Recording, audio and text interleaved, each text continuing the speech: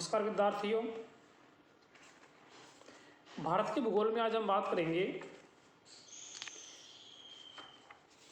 भारत में मृदा की।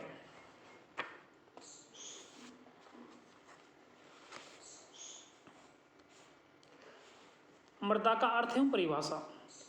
वो पृथ्वी की ऊपरी सतह पर मोटे, मध्यम और बारीक कार्बनिक और अकार्बनिक जो मिश्रित कण हैं उनको मृदा कहते हैं।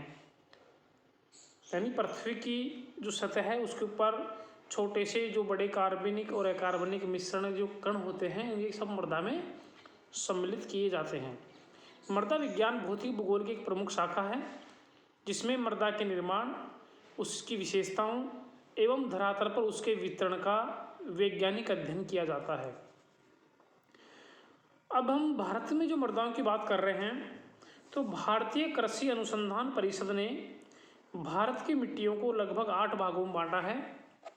तो भारत में जो मृदा के प्रकार हैं वो इस प्रकार हैं, जिनमें आपके जलोढ़ मृदा, काली मिट्टी, लाल और पीली मिट्टी, लेटेराइट मिट्टी, पर्वतीय मिट्टी, मरुस्थलीय मृदा, लवणीय और क्षारीय मृदा और जैविक मृदा, इस तरह से 8 मृदा के प्रकार बताए हैं। एक एक का हम अध्ययन करेंगे। पहली है जलोढ़ मिट्टी। भारत के कुल भौगोलिक क्षेत्रफल के लगभग 22% भाग पर इस मिट्टी का फैलाव पाया जाता है। भारत में इस मिट्टी के 2 प्रमुख क्षेत्र हैं। पहला जो प्रमुख क्षेत्र है जलोढ़ मृदा का वो है उत्तर का विशाल मैदान और दूसरा है तटवर्ती मैदान। इसके अलावा नदियों की घाटी और डेल्टाई भागों में भी आपकी जलोढ़ मृदा देखने को मिलती है। जलोढ़ मृदा का निर्माण नदियों द्वारा लाई गई तलछट के निक्षेपण से हुआ है। और जलोढ़ मृदा 2 प्रकार की होती है, एक तो नवीन जलोढ़, एक प्राचीन जलोढ़। नवीन जलोढ़ को खादर कहा जाता है और प्राचीन जलोढ़ को बांगर कहा जाता है। जलोढ़ मृदा में नाइट्रोजन, फास्फोरस और ह्यूमस की कमी होती है, परंतु इस मृदा में पोटास और चूने का अंश पर्याप्त होता है। दूसरी है काली मिट्टी। यह काली कपासी मिट्टी या रेगुर मृदा के नाम से भी जानी जाती है। यह मिट्टी कपास की खेती के लिए विख्यात है, इसलिए इसको कपास की काली मृदा कहा जाता है। इस मृदा का विस्तार मुख्यतः महाराष्ट्र, दक्षिणी पूर्वी गुजरात, दक्षिणी पश्चिमी मध्य प्रदेश, उत्तरी कर्नाटक, उत्तरी आंध्र प्रदेश, तमिलनाडु और राजस्थान के दक्षिणी पूर्वी भाग में काली मिट्टी का विस्तार पाया जाता है।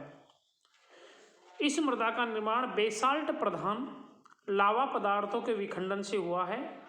इसके काले होने का प्रमुख कारण इसमें लोहा और एल्यूमिनियम के टिटानिफेरम, मैग्नेटाइट यौगिक आदि की उपस्थिति है। इसका रंग काला इसलिए होता है क्योंकि यह आपके लोहा और एल्यूमिनियम के जो टिटानिफेरम और मैग्नेटाइट है ना, उन दोनों यौगिकों के इसमें मिश्रण पाया जाता है। यह मिट्टी काफ़ी उपजाऊ है एवं इसकी जल धारक क्षमता भी अधिक है। इस मृदा के ऊपरी परत के सूख जाने के बावजूद निचली परत में नमी बरकरार रहती है। यह मिट्टी गीली होने पर काफ़ी चिपचिपी हो जाती है और सूख जाने पर सिकुड़ने के कारण इसमें लंबी और गहरी दरारें पड़ जाती है। काली मिट्टी में लोहा, एल्यूमिनियम, मैग्नीशियम और चूने की अधिकता होती है, परंतु इसमें नाइट्रोजन, फास्फोरस और जैविक पदार्थों की कमी होती है। तीसरी मृदा है लाल और पीली मृदा। इसका निर्माण ग्रेनाइट यानी आग्नेय चट्टानें और नीस रूपांतरित चट्टानों के विघटन से हुआ है। ये मृदाएं अपेक्षाकृत बलुई और लाल पीले रंग की है। लोहे के ऑक्साइड के मिले होने के कारण ही इसका रंग लाल होता है, लेकिन जल योजित रूप में ये पीली दिखाई पड़ती है। प्राय इनका ऊपरी संस्तर लाल और निचली जो परत होती है वो पीली होती है, इसलिए इसको लाल पीली मृदा कहा जाता है। इस मृदा में नाइट्रोजन, फास्फोरस और ह्यूमस की कमी होती है। यह मृदा मुख्य रूप से प्रायद्वीपीय भारत में पाई जाती है।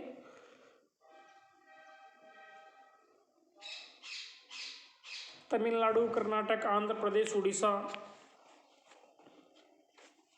आदि भाग में लाल और पीली मृदा का विस्तार है। लाल और पीली मृदा में मुख्यतः मोटे अनाज और दलहन और तिलहन की खेती की जाती है। अब है लेटेराइट मृदा।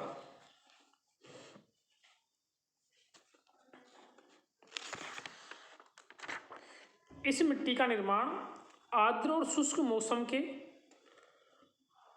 वैकल्पिक रूप में आने के कारण होता है। यह मिट्टी सामान्यतः 200 सेंटीमीटर से अधिक वर्षा वाले क्षेत्रों में पाई जाती है। अधिक वर्षा के कारण लेटेराइट चट्टानों पर अपक्षालन होता है, जिसके फलस्वरूप बालू और चूने के अंश रिसकर नीचे चले जाते हैं और मृदा के रूप में लोहा और एल्यूमिनियम के यौगिक बच जाते हैं। यह मिट्टी मुख्य रूप से पूर्वी और पश्चिमी घाट जो क्षेत्र वहाँ पे, राजमहल के पहाड़ी क्षेत्र, केरल, कर्नाटक, ओडिशा के पठारी क्षेत्र, छोटा नागपुर के पठार, मेघालय के पठार में पाई जाती है। इस मिट्टी का जो सबसे ज़्यादा विस्तार है वो केरल में होता है। तो जो अपक्षालन होता है ना, जिसमें आपके जो चूने हैं और बालू है उसके अंश तो नीचे चले जाते हैं और मृदा में लोहा और एल्यूमिनियम की यौगिक रह जाते हैं, इसलिए इसको बोलते हैं लेटेराइट मृदा। इस मिट्टी में चूना, नाइट्रोजन, पोटास, ह्यूमस की कमी होती है। चूने की कमी के कारण यह मृदा अम्लीय है और अम्लीय होने के कारण इसमें चाय की खेती होती है। यह कम उपजाऊ मृदा की श्रेणी में आती है।